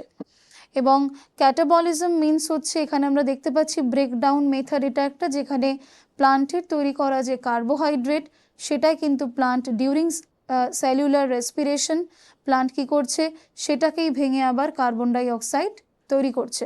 তাহলে র মেটেরিয়ালসগুলোর সাহায্যে কোনো কিছু তৈরি হওয়া, কোনো প্রোডাক্ট ফর্ম হওয়া, দ্যাট ইজ অ্যানাবলিজম, এবং সেই প্রোডাক্টটা ব্রেকডাউন হয়ে এনার্জি লিবারেট করা, that is catabolism. This two are the types of metabolism যেটা আমরা লিভিং সেলের মধ্যে কিন্তু কন্টিনিউয়াসলি হতে দেখছি। ঠিক, তাহলে এখানে 14-এর আনসারটা আমরা কি করব? 14-এ আমাদের কোয়েশ্চেনটা এখানে হিন্টস দিয়েই দিয়েছে, জেনেটিক ইনফরমেশন থাকে হচ্ছে নিউক্লিয়াসের মধ্যে, নিউক্লিয়াসকে আমরা বলি ব্রেন অফ সেল, তাই তো? নিউক্লিয়াসের মধ্যে তোমরা জানো যে এখানে ক্রোমোজোম রয়েছে, ক্রোমোজোমের পার্টিকুলার সেগমেন্টগুলোকে আমরা ডিএনএ বলি, ডিঅক্সিরাইবোনিউক্লিক অ্যাসিড, এবং ডিএনএর যে ফাংশনাল ইউনিট, কার্যগত একক, তাকে বলা হয় জিন, জিনকে বলা হয় বংশগতির ধারক এবং বাহক বা ভেহিকেল অফ হেরিডিটি। অলরাইট, একটা জেনারেশন থেকে আরেকটা জেনারেশনে যে জিনিসটা ট্রান্সফার হয় তার নাম জিন। কোয়েশ্চেন 15 কি হবে? Which of the following is a protein deficiency disease? Protein deficiency ডিজিজের মধ্যে দেখো পেলেগ্রা বলেছে, পেলেগ্রা ভিটামিন B3-র অভাবে হয়। B3 হচ্ছে নায়াসিন বা নিকোটিনিক অ্যাসিড, তাই তো? আচ্ছা, রিকেটও তোমরা জানো, রিকেট কেন হয়, রিকেটের কারণ কি তোমরা জানো, ভিটামিন ডি এর অভাবে হয়, তাই তো? ভিটামিন ডি এর অভাবে রিকেট বা অস্টিওম্যালেশিয়া হয়। এবং নেক্সট কি বলছে? নেক্সট বলছে যে কোয়াশিওরকর, আরেকটা হচ্ছে রেটিনোব্লাস্টোমা, রেটিনোব্লাস্টোমা হচ্ছে আইয়ের সাথে রিলেটেড, তাই তো? তো রেটিনা, আইয়ের যে রেটিনা রয়েছে সেই রেটিনাকে এফেক্ট করে। তো ভিটামিন ডি হচ্ছে রিকেট আর অস্টিওম্যালেশিয়া, সেই জন্য ভিটামিন ডিকে আমরা অ্যান্টি র্যাকাইটিক ফ্যাক্টর বলি। আর এখানে প্রোটিন ডেফিসিয়েন্সি ডিজিজ হচ্ছে কি কোয়াশিওরকর, তোমরা ম্যারোসমাসের নামও শুনেছ, তাই তো? তাহলে এগুলোকে আমরা কিন্তু অনেক সময়তে বলি পিসিএম, মানে প্রোটিন ক্যালোরি ম্যালনিউট্রিশন, বা পিইএম প্রোটিন এনার্জি ম্যালনিউট্রিশন, বা অনেক সময় যাদের ক্যালোরি এবং প্রোটিন দুটোরই ঘাটতি হয় তাদেরকে আমরা স্যাম চিলড্রেনও বলি। স্যাম চিলড্রেন কথাটার মানে সিভিয়ার অ্যাকিউট ম্যালনিউট্রিশন, মানে প্রচণ্ড ভয়ঙ্কর লেভেলে ম্যালনিউট্রিশন চলে গেলে তাকে বলা হয় severe acute malnutrition. Tetanus is caused by কি হবে? ক্লস্ট্রিডিয়াম 16 অপশন বলছে, ভাইরাস, ব্যাকটেরিওফাজ, সালমোনেল্লা। অবশ্যই এটা কিন্তু হবে হচ্ছে অপশানে ক্লস্ট্রিডিয়াম টিটেনি, ঠিক আছে? ভাইরাস ঘটিত রোগ তো এটা নয়, অবশ্যই জানো। ব্যাকটেরিয়া ঘটিত রোগ Salmonella, Salmonella typhi, typhoid cause করে। ব্যাকটেরিওফাজ হচ্ছে একটা উপকারী ভাইরাস যার কাজ হচ্ছে ব্যাকটেরিয়াকে ইনফেক্ট করা, তাই তো? ব্যাকটেরিওফাজ হচ্ছে একটা উপকারী ভাইরাস যে হোস্ট হিসেবে কাকে গ্রহণ করে? ব্যাকটেরিয়াকে। ক্রিপ্টোগ্যামিক প্লান্টস, একটু আগে বলছিলাম প্লান্ট কিংডমে দুটো টাইপ অফ প্লান্ট রয়েছে, ক্রিপ্টোগ্যামাস, ফেনেরোগ্যামাস। তাহলে ক্রিপ্টোগ্যামিক প্লান্ট হচ্ছে এরা খুবই অনুন্নত এবং seedless.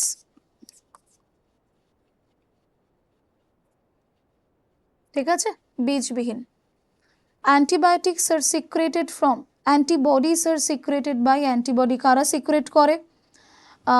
Adipose cell, reticular cell, plasma cell, অবশ্যই প্লাজমা কোষ এবং মেমোরি কোষ তোমরা পড়েছো। অ্যান্টিবডি সিক্রেট করতে সাহায্য করে যে কোষটা, তার নাম হচ্ছে plasma sell. Plasma sell is the right answer. ঠিক আছে, এবং অ্যান্টিবডির আরেকটা নাম তোমরা জেনে রাখবে অবশ্যই,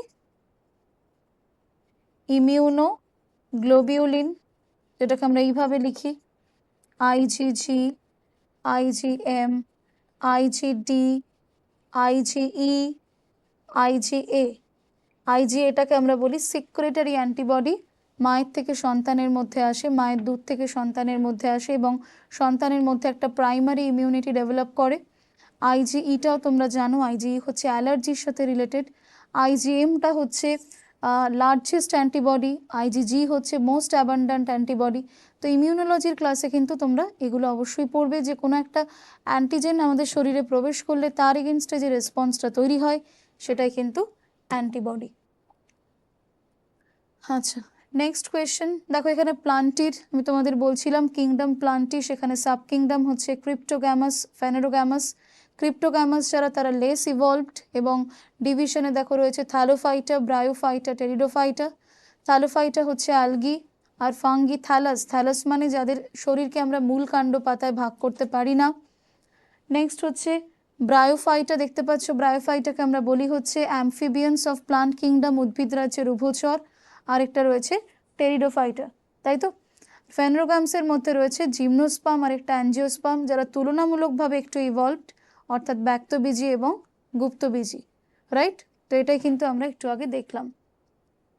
কোয়েশ্চেন নাম্বার 19 কি বলছে দেখো, 19 বলছে one of the digestive juice which lacks enzyme but helps in digestion. কী হবে আনসার? আনসার হবে হচ্ছে বাইল। বাইল হচ্ছে, এটাকে একটা ডাইজেস্টিভ জুস হিসেবে আমরা কনসিডার করছি। লিভার থেকে বাইল তৈরি হয় এবং যেটা আলটিমেটলি গিয়ে কিন্তু গল ব্লাডারের মধ্যে স্টোর হয়, রাইট। তাহলে বাইলের মধ্যে কোনো রকম কোনো কিন্তু এনজাইম থাকে না, এবং বাইল যেটা করে সেটা হচ্ছে একটা বাফার সিস্টেম হিসেবে কাজ করে এবং ফ্যাটের ডাইজেশনে অনেক সময় সাহায্য করে, রাইট। তাহলে এখানে আনসারটা হয়ে গেল অপশন এ। 20 কি বলছে, the colour of cow's milk is slightly yellowish due to the presence of. Cow milk বা গরুর দুধে আমরা কিন্তু কিছুটা ইয়েলোইশ একটা এসেন্স পাই, তার কারণ কি? Xanthophyll, pigment, riboflavin, ribulose, carotene. Answer হয়ে যাবে ক্যারোটিন। কোন পার্টিকুলার কম্পোনেন্টের জন্য গরুর দুধটাকে আমরা একটু স্লাইটলি ইয়েলোইশ একটা এসেন্স পেয়ে থাকি? Answer is carotene.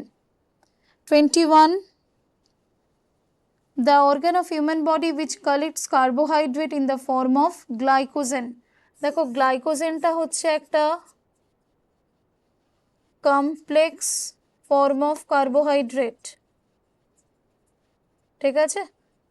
এটাকে অনেক সময়তে আমরা অ্যানিমাল স্টার্চও বলি। তাহলে আমাদের শরীরে যদি গ্লুকোজের মাত্রা বেড়ে যায়, সেই অতিরিক্ত গ্লুকোজকে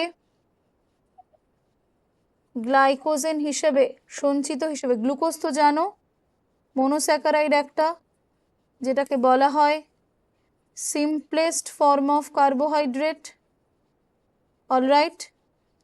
তাহলে গ্লুকোজের পরিমাণ বেড়ে গেলে, গ্লুকোজের আধিক্য হলে তাকে গ্লাইকোজেন হিসেবে পেশি এবং যকৃতে স্টোর করে রাখার কাজটা করে যে হরমোনটা, তার নাম হচ্ছে ইনসুলিন। এবং এই ইনসুলিন কিন্তু আলটিমেটলি রক্তের মধ্যে শর্করাকে বাড়তে দেয় না, তাই তো। তাহলে এটা আনসার হয়ে যাবে কি লিভার। প্যানক্রিয়াসকে একটা মিক্সড গ্ল্যান্ড বলে তোমরা জানো, এবং প্যানক্রিয়াসের আইলেটস অফ ল্যাঙ্গারহ্যান্সের বিটা কোষ থেকে ইনসুলিন খরিত হয়।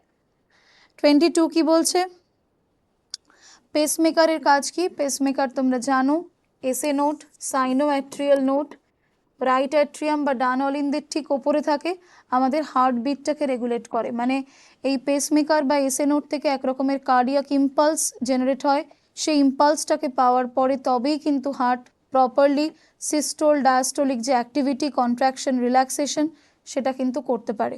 তাহলে হার্টবিটকে রেগুলেট করা, রেগুলার হার্টবিট বা একটা মানে তোমার একটা কন্টিনিউয়াস যে হার্ট পাম্প করে চলেছে, কন্টিনিউয়াস যে হার্ট অ্যাক্টিভিটি, সেটা কিন্তু ডিউ টু পেসমেকার, যেটা রাইট অ্যাট্রিয়ামের ওপরে থাকে। সাইনো অ্যাট্রিয়াল নোড এবং রিজার্ভ পেসমেকার হিসেবে কাজ করে এভি নোড বা অ্যাট্রিওভেন্ট্রিকিউলার নোড। 23 কি বলছে? Which of the following is also called jellyfish? এটা হচ্ছে অরেলিয়া।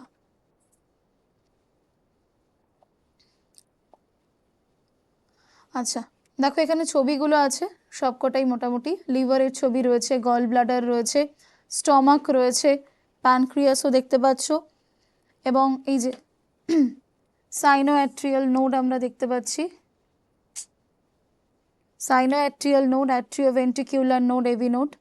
ঠিক আছে, পার্কিনজি ফাইবার, এগুলো খুব ইম্পর্টেন্ট কিছু হার্ট টিস্যুর নাম। বান্ডেল অফ হিজ বা হিজের বান্ডেল, রাইট? আর হার্টের অ্যাক্টিভিটিকে মনিটর করার জন্য তো আমরা ইসিজি করি, সেখান থেকে ইরেগুলার হার্ট রিদম সেটা ধরা পড়ে।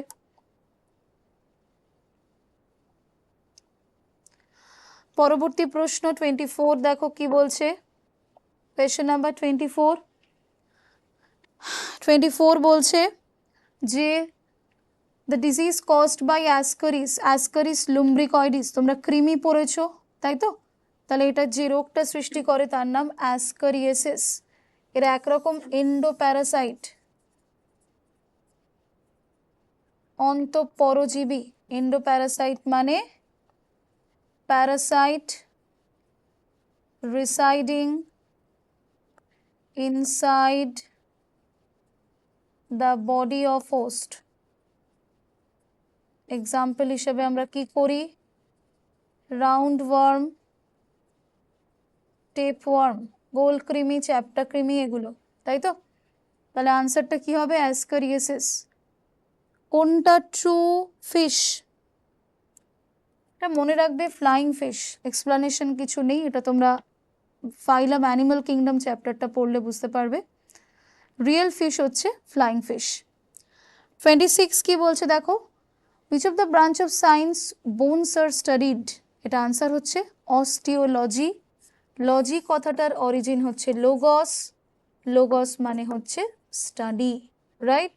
তাহলে স্টাডি অফ বোন হচ্ছে অস্টিও, অস্টিওব্লাস্ট, অস্টিওক্লাস্ট, এগুলো তোমরা শুনেছো। অস্টিও পোরোসিস, অস্টিও আর্থারাইটিস, অস্টিও মানেই কিন্তু অ্যাসোসিয়েটেড উইথ বোন। 27 কি বলছে, কোন মাইক্রো অর্গানিজম জাপানিজ এনসেফালাইটিসের জন্য দায়ী? The micro organism responsible for Japanese encephalitis, এই রোগটার জন্য দায়ী যে প্যাথোজেনটা, সেটা কি? ভাইরাস। ভাইরাস সম্পর্কে তোমরা জানো, ভাইরাসকে আমরা বলি কি? ভাইরাসকে আমরা বলি হচ্ছে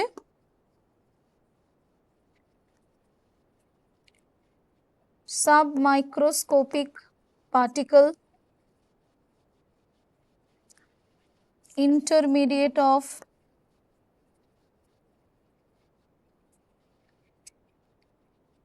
living and non-living, জীব এবং জ্বরের মধ্যবর্তী পর্যায়ের বস্তু হচ্ছে ভাইরাস। ঠিক আছে, সাবমাইক্রোস্কোপিক পার্টিকেল, না কমপ্লিটলি লিভিং না কমপ্লিটলি নন লিভিং। ভাইরাসের মধ্যে একটা অদ্ভুত একটা বাইনারি রয়েছে, এবং ভাইরাস কিন্তু মনে রাখবে কোষ তত্ত্ব বা সেল থিওরির যে কনসেপ্ট, সেটাও কিন্তু ভাইরাস ওবে করে না, অর্থাৎ কোষ তত্ত্বের মতবাদ দিয়ে কিন্তু ভাইরাসকে ডিফাইন করা যায় না। 28 কি বলছে দেখো, which of the following has not been included in the classification of IUCN list? তাহলে IUCN হচ্ছে international union for the conservation of nature and natural resources. তো আইইউসিএন কিন্তু একটা লিস্ট পাবলিশ করে, এটা একটা মনে রাখতে হবে যে এটা একটা কিন্তু লিস্ট পাবলিশ করে, যে লিস্টটাকে আমরা কি বলি? Red data book, right?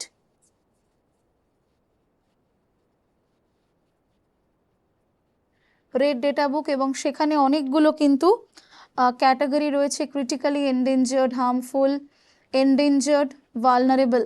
ঠিক আছে, তো এখানে বলছে কোনটা, মানে কোন পার্টিকুলার ক্যাটাগরিটা আইইউসিএন রেড লিস্টের মধ্যে থাকে না। তাহলে এটা আনসার তোমরা জানো, 28-এর অপশন হচ্ছে হার্মফুল, তাই তো?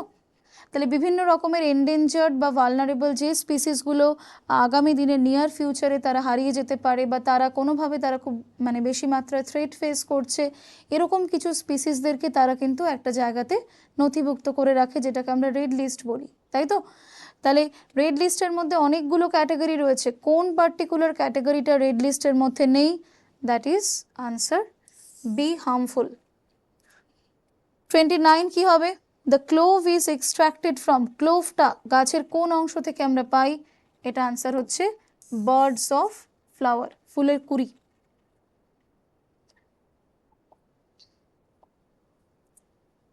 আচ্ছা, এখানে দেখো, এখানে দেখতেই পাচ্ছ, এই আমরা একটু আগে অ্যাসকারিস পড়লাম, অ্যাসকারিস লুমব্রিকয়েডিস, মেল আর ফিমেল কিরকম দেখতে হয়, ঠিক আছে?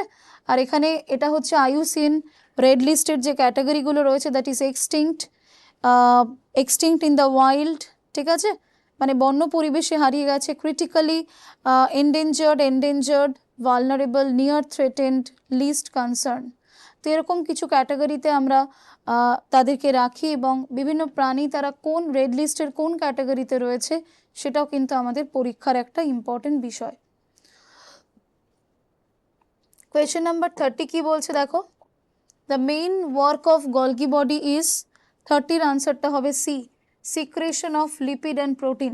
তাহলে যে সমস্ত আমাদের বডিতে যে সমস্ত জায়গা থেকে ধরো প্রোটিন বা লিপিড এগুলো তৈরি হয়, সেই প্রোটিনগুলোকে মডিফাই করা, সর্টিং করা, এবং সেই প্রোটিনগুলোর আলটিমেট ডেস্টিনেশন কি হবে সেটাকে নির্ধারণ করা, এই কাজটা কিন্তু করে কে? গলগি বডি, ঠিক আছে? তাহলে গলগি বডিকে সেই জন্য আমরা কি বলি? Traffic police of cell. এবং বিভিন্ন রকমের সেল অর্গানেল তৈরি করাও কিন্তু গলগি বডির কাজ, লাইক লাইসোজোম, ঠিক আছে? কোন ভিটামিন হরমোনের মতো কাজ করে? Which of the following vitamin is used like a hormone? Hormone প্রিকারসরও অনেক সময় বলা হয়। আনসার হচ্ছে অপশন ডি, ভিটামিন ডি, তাই তো? তাহলে এ, ডি, ই, কে এই চারটে হচ্ছে ফ্যাট সলিবল ভিটামিন, এবং বি কমপ্লেক্স আর সি এই দুটো হচ্ছে ওয়াটার সলিবল ভিটামিন, তাই তো? ভিটামিন এর অভাবে জেরোপথ্যালমিয়া, বি এর মধ্যে তো অনেকগুলো ভিটামিন রয়েছে important, B1, B2, B3, B5, B6, B9, B12 এগুলো খুব জিজ্ঞেস করে। এবং ভিটামিন সি কে অ্যান্টিস্করবিউটিক ফ্যাক্টর বলা হয়। ভিটামিন সি এর কেমিক্যাল নেম হচ্ছে অ্যাসকর্বিক অ্যাসিড, যার অভাবে কি হয়? মাড়ি দিয়ে রক্ত পড়ে, রাইট? তাহলে এখানে রাইট আনসার, হরমোনের মতো ফাংশন প্লে করে কোন ভিটামিন, বা হরমোন প্রিকারসর হিসেবে কাজ করে কোন vitamin? Answer is option D. 32 কি বলছে? হোয়াইট ব্লাড কর্পাসেল বা হোয়াইট ব্লাড সেল, ডাব্লিউবিসি, যার আরেকটা নাম হচ্ছে লিউকোসাইট। লিউকোসাইটের প্রধান কাজ কি? As a defence against infection. তাহলে যে কোনো রকমের ইনফেকশন যদি আমাদের বডিতে হয়, তার এগেনস্টে যে সেলটা অ্যাক্টিভ হয়ে যায় তার নাম হচ্ছে ডাব্লিউবিসি, হোয়াইট ব্লাড সেল। এবং এর দুটো ভাগ রয়েছে, একটা দানাদার আর একটা অদানাদার। তার মধ্যে lymphocyte, monocyte, eosinophil, neutrophil, basophil, এই 5 রকমের কিন্তু ডাব্লিউবিসি রয়েছে। তার মধ্যে লিম্ফোসাইট যেটা রয়েছে সেই লিম্ফোসাইটের যে দুটো ভাগ, একটা বি আর একটা হচ্ছে টি। তার মধ্যে বি লিম্ফোসাইট কি করছে না, মনে রাখবে,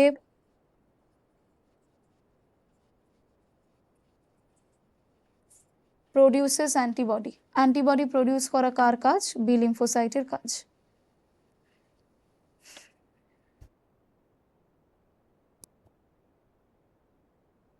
আচ্ছা, 33, কোয়েশ্চেন নাম্বার 33-তে আমরা দেখতে পাচ্ছি কি রয়েছে দেখো। 33-তে বলছে গ্রেগর জোহান মেন্ডেল, যাকে আমরা বলি ফাদার অফ জেনেটিক্স,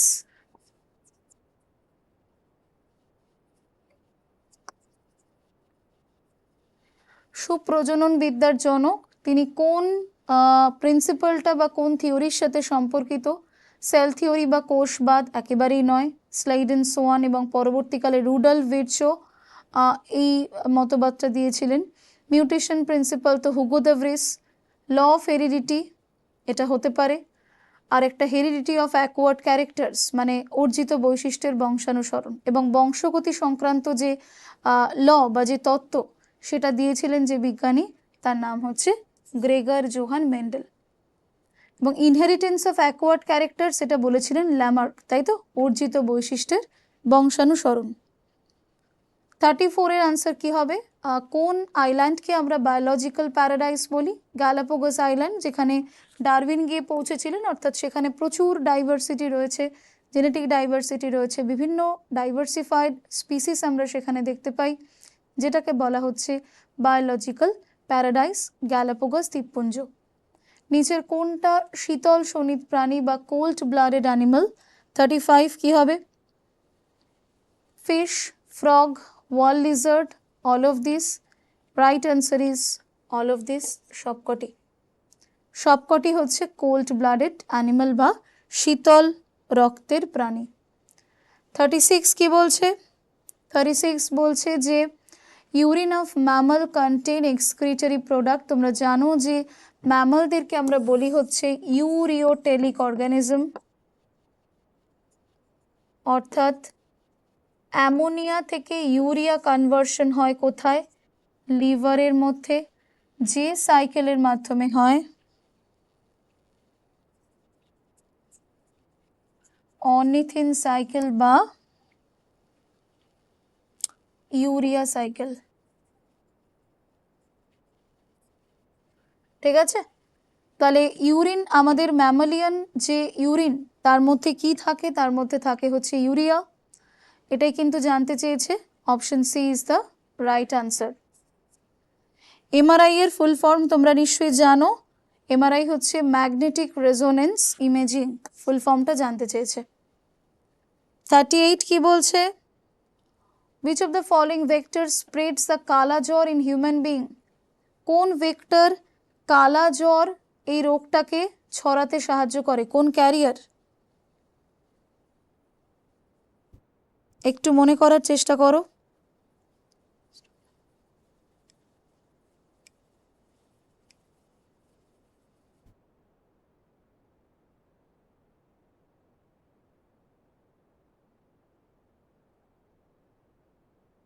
কি হবে answer? Mosquito, sand fly, house fly, ticks. 38 এর রাইট আনসার কি হবে? বালি মাছি বা স্যান্ড ফ্লাই। রাইট, 38 এর right answer is option B.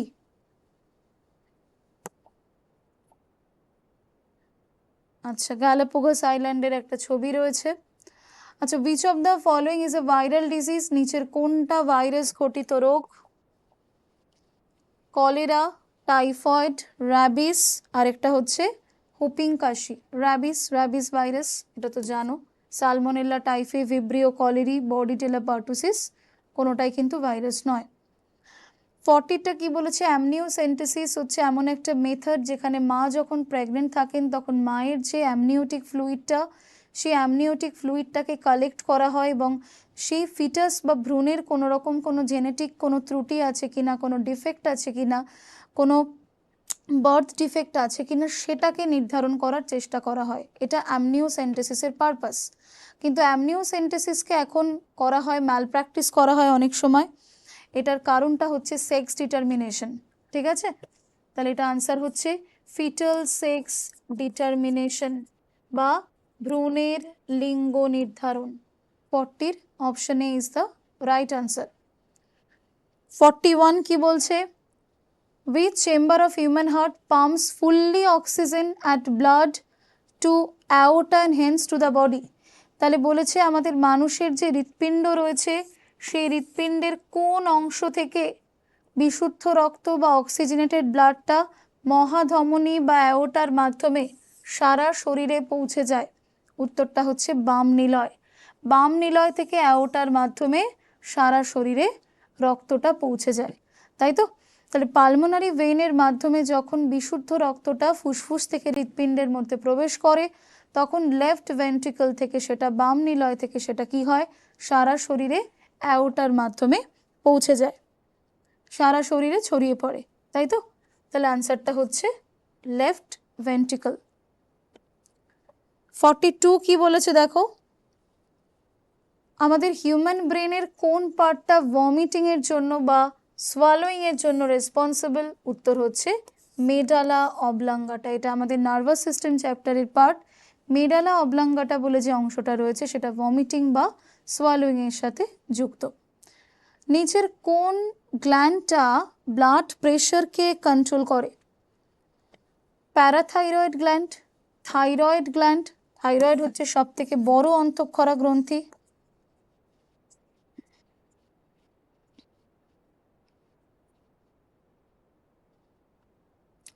Thymus gland, আরেকটা হচ্ছে অ্যাড্রিনাল। অ্যাড্রিনালকে আমরা বলি কি সুপ্রারেনাল গ্ল্যান্ড। কেন? কারণ কিডনির মাথার উপরে টুপির মতো অবস্থান করে এবং অ্যাড্রিনাল গ্ল্যান্ডের যে মেডালা অংশটা রয়েছে, ভেতরের অংশটাকে আমরা বলি অ্যাড্রিনালিন মেডালা, সেখান থেকে অ্যাড্রিনালিন বলে একটা হরমোন সিক্রেশন হয়।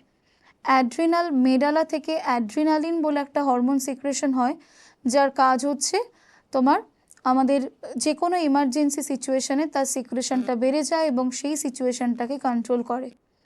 তাহলে এখানে বলেছে which of the following control blood pressure. 43 এর আনসারটা হয়ে যাবে অপশন দিল্লি, অ্যাড্রিনাল। 43 কি বলছে? which of the following, আচ্ছা এটা হয়ে গেল।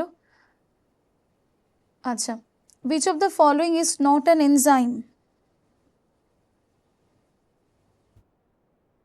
আচ্ছা এক সেকেন্ড।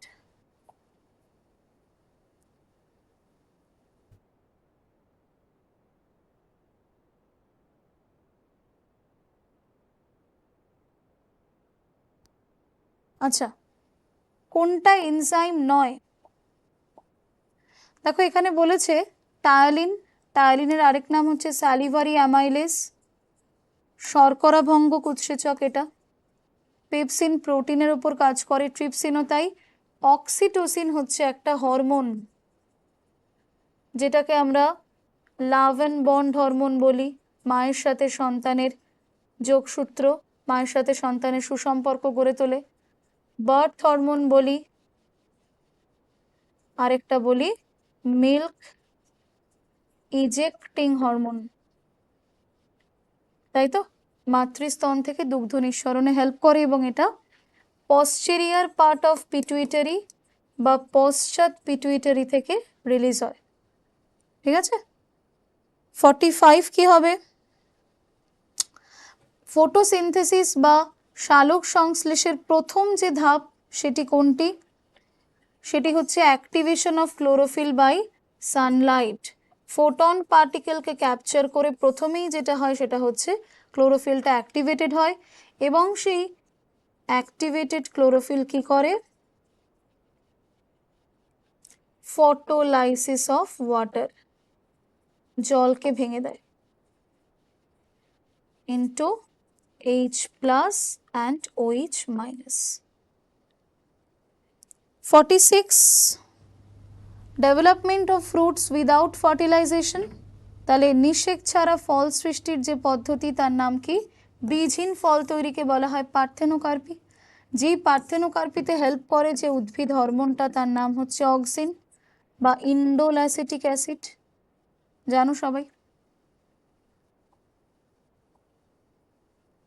47 বলছে সেলুলার রেসপিরেশন বা কোষীয় শ্বসনের জন্য কোন সেল অর্গানেলটার মধ্যে আমরা এনজাইম দেখতে পাই? উত্তরটা হচ্ছে মাইটোকন্ড্রিয়া। মাইটোকন্ড্রিয়ার মেইন ফাংশন হচ্ছে পাওয়ার হাউস অফ সেল বলা হয় এবং হেল্পস ইন সেলুলার রেসপিরেশন, কোষীয় শ্বসনে সাহায্য করে।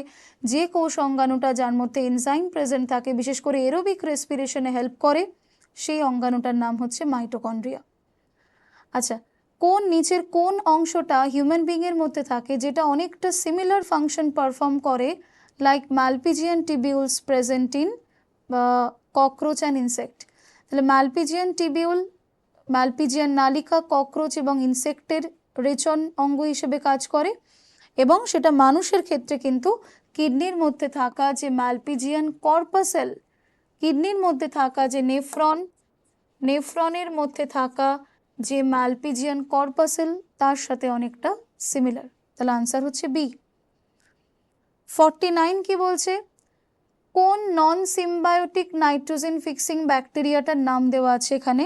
নন সিম্বায়োটিক নাইট্রোজেন ফিক্সিং মানে স্বাধীনজীবী নাইট্রোজেন সংবর্ধনকারী ব্যাকটেরিয়া নিচের কোনটি? অপশন হচ্ছে ক্লস্ট্রিডিয়াম। Option is Clostridium. তাহলে নন সিম্বায়োটিক নাইট্রোজেন ফিক্সিং ব্যাকটেরিয়া কোনটা? মানে যারা সিম্বায়োসিস পারফর্ম করে না, অন্য কারোর ওপর ডিপেন্ড করে না, কিন্তু নাইট্রোজেন ফিক্সেশন করে, তার নাম হচ্ছে ক্লস্ট্রিডিয়াম। অলরাইট। 50 কি বলছে? Bacteriophage is a virus infecting bacterium. তাহলে ব্যাকটেরিওফাজ হচ্ছে একটা উপকারী ভাইরাস যারা হোস্ট হিসেবে ব্যাকটেরিয়াকে ট্রিট করে। আচ্ছা, নেক্সট কোয়েশ্চেন কি বলছে দেখো, মায়োপিয়া এটা একটা আই রিলেটেড সমস্যা, যেটাকে কারেক্ট করার জন্য আমরা কোন ধরনের লেন্স ব্যবহার করি? Concave, convex? এর মধ্যে আনসার হচ্ছে concave lens. Myopia, hypermetropia, presbyopia, এরকম নানা রকম চোখের সমস্যা রয়েছে যেটাকে কারেক্ট করার জন্য আমরা কনকেভ লেন্স ইউজ করি। 52 কি বলছে? গ্লোবাল 500 অ্যাওয়ার্ড এটা একটা অ্যাচিভমেন্ট যেটা কোন ফিল্ডে দেওয়া হয়? Environmental protection. এনভায়রনমেন্টাল প্রোটেকশনের জন্য যে অ্যাওয়ার্ডটা দেওয়া হয়েছিল তার নাম হচ্ছে গ্লোবাল 500 অ্যাওয়ার্ড। অ্যাজেন্ডা 21 এটা কোন বিষয়ের সাথে যুক্ত? দেখো 53 এর খুব ইম্পর্টেন্ট কোয়েশ্চেন। এটা হচ্ছে ফার্স্ট আর্থ সামিট, যেটা 1992তে ব্রাজিলের রিও ডি জেনেরিওতে হয়েছিল, এবং সেখানে সাস্টেনেবল ডেভেলপমেন্ট না হলেও, মানে প্রথম আর্থ সামিটে যেটা ব্রাজিলের রিও ডি জেনেরিওতে হয়েছিল, সেখানে একাধিক অ্যাজেন্ডা কিন্তু নেওয়া হয়েছিল। তাহলে অ্যাজেন্ডা 21 যে বিষয়ের সাথে সম্পর্কিত সেটা হচ্ছে ফার্স্ট আর্থ সামিট। মন্ট্রিল প্রোটোকল তোমরা জানো, ওজোন লেয়ার ডিপ্লিশনকে ব্যান করার জন্য, ওজোন ডিপ্লিটিং সাবস্ট্যান্সগুলোর ব্যবহারকে বন্ধ করার জন্য কানাডার মন্ট্রিলে হয়েছিল। কিয়োটো প্রোটোকল গ্রিনহাউস গ্যাস এমিশনকে ব্যান করার জন্য হয়েছিল। Right? Which activity contributes to water pollution more than any other throughout the world? তাহলে কোন অ্যাক্টিভিটিটা ম্যাক্সিমাম ওয়াটার পলিউশনকে কন্ট্রিবিউট করে? সেটা হচ্ছে চাষবাস বা এগ্রিকালচার। এগ্রিকালচারাল অ্যাক্টিভিটি বা এগ্রিকালচারাল যে টাইপ রয়েছে, মানে এগ্রিকালচারাল যে বিভিন্ন রকমের চাষাবাদ সংক্রান্ত যে বিষয়গুলো রয়েছে, সেটাই ম্যাক্সিমাম কিন্তু ওয়াটার পলিউশন কজ করে, অন্যান্য কারণের বাইরে গিয়েও। ম্যাক্সিমাম এরাই কিন্তু এগ্রিকালচারাল ফিল্ড, সেখান থেকেই ম্যাক্সিমাম ওয়াটার পলিউশন হয়। লাস্ট কোয়েশ্চেন বলছে বিওডি বায়োকেমিক্যাল অক্সিজেন ডিমান্ড, এটা অবশ্যই একটা পলিউটেড ওয়াটারকে ইন্ডিকেট করে। কোনো একটা ওয়াটার বডিতে যদি অক্সিজেনের পরিমাণ কমে যায়, অর্গ্যানিক ম্যাটারের পরিমাণ যদি বাড়ে, তাহলে দেখা যায় যে সেই জলাশয়ের মধ্যে থাকা যে মৃত জৈব পদার্থ বা ডেড অর্গ্যানিক ম্যাটার, সেটাকে ভাঙার জন্য, ডিকম্পোজ করার জন্য বিভিন্ন ব্যাকটেরিয়া বা অণুজীবদের আগমন ঘটে, এবং তারা কি করে? সেগুলোকে ডিকম্পোজ করতে প্রচুর পরিমাণে অক্সিজেন ডিমান্ড করে। তাহলে অর্গ্যানিক ম্যাটার হাই মানেই সেখানে ডেড অর্গ্যানিক ম্যাটার হাই মানেই সেখানে প্রচুর মাইক্রো অর্গানিজম রয়েছে, এবং তাদের অক্সিজেনের ডিমান্ডও কিন্তু বাড়ছে। অর্থাৎ বিওডি হাই বা বিওডি ইটসেলফ কিন্তু এটা একটা pollution assay in aquatic ecosystem, water পলিউশনকে ইন্ডিকেট করে। অলরাইট, তো আমাদের 55টা কোয়েশ্চেন ছিল। তো মোটামুটি যেগুলোর প্রবাবল এক্সপ্লানেশন দরকার সেগুলো অবশ্যই দিলাম। তো এরকমভাবে তোমরা মোটামুটি টাইপগুলো বুঝতে পারলে যে কোন কোন টাইপের কোয়েশ্চেন পরীক্ষায় আসতে পারে, এবং চ্যাপ্টারগুলো বায়োলজি এবং এনভায়রনমেন্টাল সায়েন্স দুটোর থেকেই কোয়েশ্চেন আমরা আজকে পেয়েছিলাম। তো এগুলো তোমরা প্র্যাকটিস করো, এবং অবশ্যই কিন্তু পরের হ্যান্ড আউট নিয়ে আবার আমাদের নেক্সট দিন দেখা হচ্ছে। ঠিক আছে?